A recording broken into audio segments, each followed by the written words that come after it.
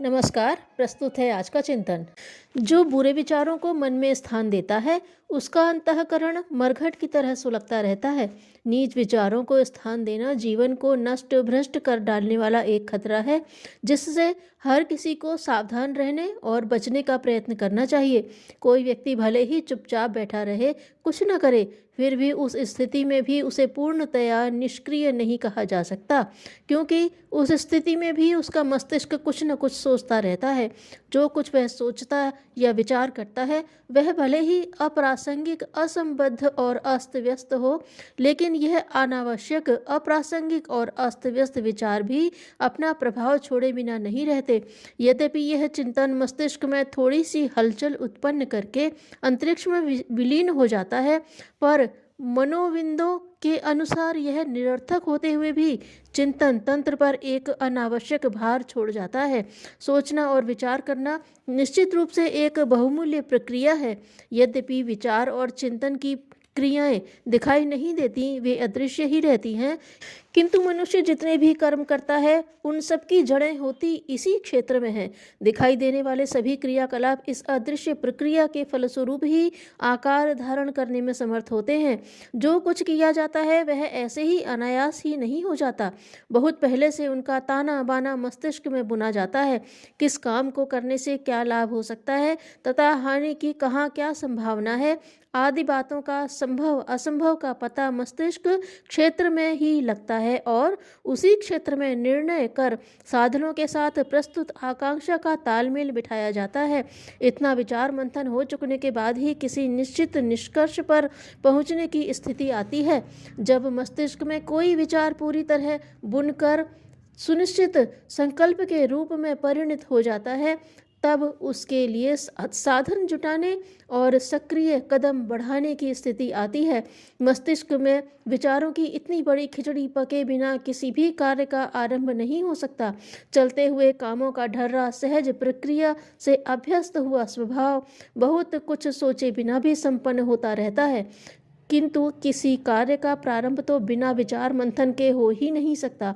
दैनिक कार्य पद्धति में भी गुण दोष देखने, हानि लाभ परखने और परिवर्धन की व्यवस्था करने वाली विचार प्रक्रिया को सजग रखकर ही चलना पड़ता है, अन्यथा चलते हुए क्रियाकलाप का अभ्यस्त ढर्रा भी लड़खड़ाने लगेगा और काम का स्तर गिरने लगेगा। विचार शक्ति का सदुपयोग हो सके, वह उत्पादक प्रयोजनों में लगे, इसके लिए क्या किया जाना चाहिए। मनीषियों का एक ही सुझाव है कि विचारों को क्रमबद्ध एवं योजनाबद्ध बनाया जाए। योग साधना के अंतर्गत मनोनिग्रह की बात बार बार कही जाती है। एकाग्रता की इतनी महिमा गाई जाती है और उसे बढ़ाने के लिए ध्यान साधना को अतीव उपयोगी सिद्ध किया जाता है। इन सब क्रियाओं और निर्देशों का उद्देश्य विचारों के उत्पादन या प्रवाह को रोक देना कदापि नहीं है। वैसा तो हो भी नहीं सकता। मानवीय मस्तिष्क की संरचना ही ऐसी है कि उसके कारण हर घड़ी अगणित विचार तरंगे उठते रहने का क्रम चलता ही रहता है और उसे किसी भी प्रकार रोका नहीं जा सकता।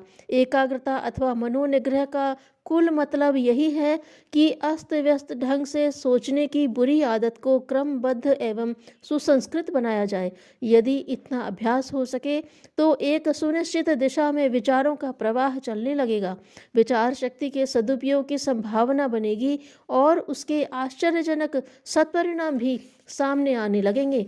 छोटे से आतिशी शीशे के घेरे में बिखरी हुई सूर्य किरणों को जब एक केंद्र बिंदु पर एकत्रित कर लिया जाता है तो इससे प्रचंड गर्मी उत्पन्न होती है और आग लगने लगती है।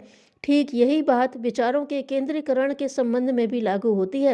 यदि किसी निर्धारित लक्ष्य पर देर तक गंभीरतापूर्वक चिंतन कर सकने की आदत पड़ जाए तो इस संदर्भ में आशातीत और आश्चर्यजनक उपलब्धियां प्राप्त की जा सकती हैं। वैज्ञानिक, कलाकार, दार्शनिक, विचारक एवं बुद्धिजीवी भी तो सामान्य मनुष्यों की तरह ही होते हैं, परंतु वे असामान्य क्यों दिखते हैं? इसका एक ही कारण है कि वे अपने अभीष्ट प्रयोजन पर समग्र चिंतन को एकत्रित कर लेते हैं। विचार शक्ति का सदुपयोग किया जा सके, इसके लिए हमें अपने विचार तंत्र का गहराई के साथ निरीक्षण करना चाहिए और यह देखना चाहिए कि कहीं निष्प्रयोजन, निरर्थक और असंबद्ध और अस्त व्यस्त सोच विचार करने की आदत तो नहीं लग गई।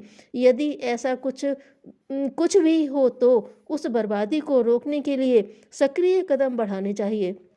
जीवन के साथ जुड़ी हुई असंख्य दिशाएं एवं समस्याएं सामने होती हैं, उन पर क्रमबद्ध रूप से विचार किया जाए और किसी उपयोगी निष्कर्ष पर पहुंचने के लिए तर्क, तथ्य और प्रमाणों का विपक्ष सामने रखकर सोचने का अभ्यास करें तो कुछ ही समय में ऐसे निष्कर्ष ढूंढ निकाले जा सकेंगे जिन्हें कार्यान्वित करके वर्तमान स्थिति में सुधार कर सकना संभव हो सके। मनुष्य का चरम लक्ष्य है शरीर बंधन से मुक्त होकर आत्मा का परमात्मा में विलय। धन्यवाद।